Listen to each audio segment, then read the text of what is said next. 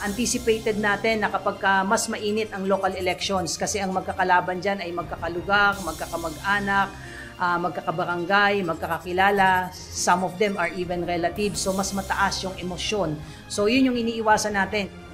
Pinulong na ng pamunuan ng pambansang pulisya ang ground commanders nito bilang paghahanda sa nalalapit na filing ng Certificate of Candidacy sa Oktubre hanggang sa pagdaraos ng halalan sa susunod na taon.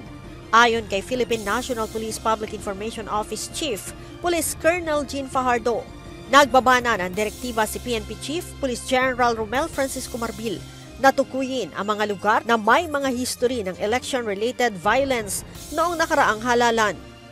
The Chief PNP already just gave guidance for the field commanders to this early to identify yung mga areas na may mga highly contested areas dun sa mga previous election, yung may mga validated election na incidents, dapat ay ito ay nakukonsider nila for purposes of determining kung kailangan ba ng additional personnel this early. So yun yung naging guidance niya. Sinabi pa ni Colonel Fajardo na pinaghahandaan nila ang posibilidad na mas magiging magulo ang parating na local elections kumpara sa mga nakaraang halalan.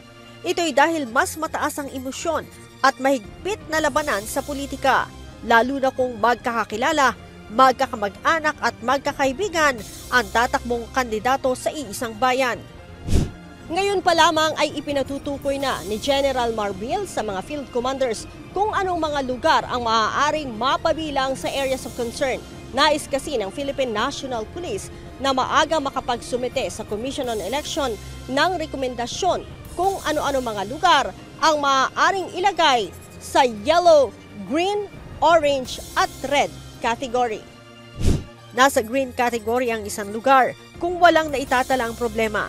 Yellow category naman kung may history ng political unrest. Code orange naman ay nagsasaad na may presensya ng armadong grupo, habang red kung ito ay itinuturing na critical area.